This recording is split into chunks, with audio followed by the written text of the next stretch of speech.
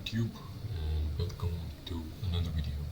In today's video I'm going to be breaking down the trade that I took last week, which allowed me to make 105% profit on my live account, which sounds insane, but it is very much doable and it is very much sustainable as well, using my personal trading model and the way I trade.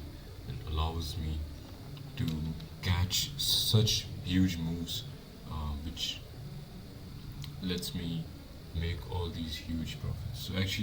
So let's actually get into this video, and I'll show you guys how I did what I did. So this is DXY. Now, of course, anything that you do, you'll first start off on DXY. This is something that is very, very important. Without DXY, you can't really trade euro or pound. So DXY is basically going to be your roadmap, which you're going to use in order to trade. Now let's zoom into this week and let's see what happened the week prior to this one. So you can see we ended up taking these lows out of 17th October, and price didn't move up higher, but it ended up going back down, giving us a turtle soup of this low once again. Then price ended up going back up higher, and this week price ended up creating this huge wick to the upside, tying into this bearish fair value gap and sweeping this swing high up. So everyone was anticipating shorts here, but we did not unfortunately get any shorts set up on DXY, which is obviously going to be a long setup on euro. But what price ended up doing is that it gave us a Monday range play. So what basically Monday range play is that price takes out Monday range lows and then moves towards Monday range highs, and that is exactly what the price ended up doing. Right? So price took out Monday range lows, moved up towards Monday range highs, and then higher, even higher. Yeah. So let's focus on this. Now let's actually go towards EURUSD, where I actually took my trade. Now I made the grave mistake of taking the trade on euro. I should have taken this trade on pound, which would have allowed me to take profit much faster. But it's okay, everyone makes mistakes.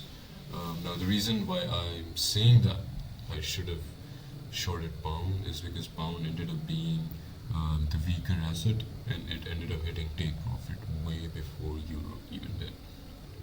Right, so you should be shorting the weaker asset and you should be longing the stronger asset. So how you can actually figure that out is by going on the euro and pound chart.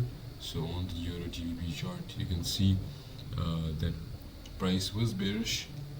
The euro आपका जो है, it was the weaker asset, but price did reverse and euro ended up becoming the stronger asset, right?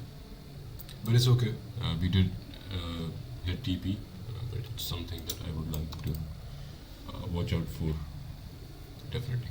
Anyways, now Monday range play, right? So we took out Monday range highs and we closed below back into the range, and it was a pretty strong closure back into the range, and I was 100% sure that price was going to carry on lower towards at least Monday range lows. Right?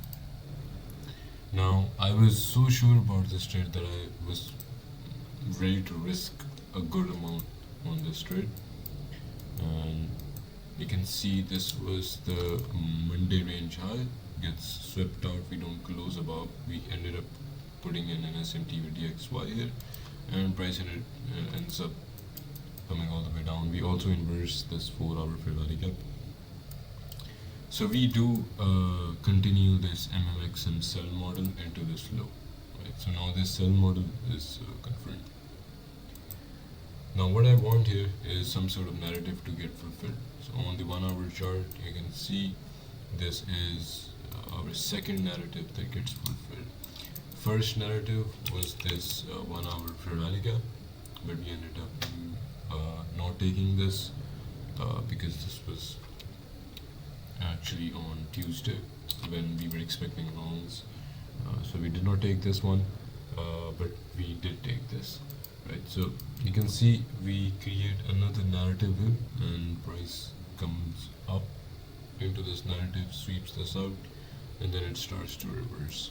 Now once price takes this narrative out, I can drop down into the 15-minute chart, and in the 15-minute chart I can look for an entry model. Now my favorite entry model is the inversion Trevally cap. You can see we do have an inversion Trevally cap right here, so I ended up taking a trade here.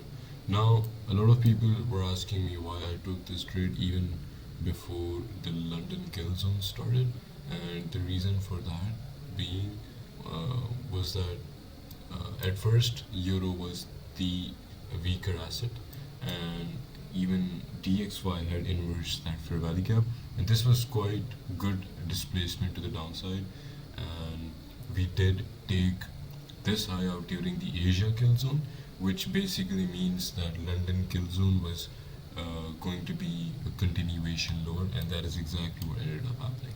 London session was a continuation lower. As soon as equities open, you can see price dump, right? So that was pretty good. We did end up coming back up. We consolidated here a bit, and we did create this swing high, and we took this high out, and then we got news, which was I believe unemployment claims, or actually it was George Jobs, and price ended up dumping again, and we ended up getting take profit the very next one. Thursday we ended up getting take profit. With a risk of 35% and a 3 years to reward, we ended up making 105% profit on this trade, which was pretty good. Basically, doubling the size of our funded account, basically. So yeah, that was it. A pretty good trade, pretty decent, pretty planned out. This is exactly how all your trades should be taken, with consideration, with accuracy, and with a planned narrative, right? Having a planned narrative is very, very important. That is one of the most important things. Anyways, that's going to be it. Thank you so much for watching today's video. I know it was a short one, but it was very, very important.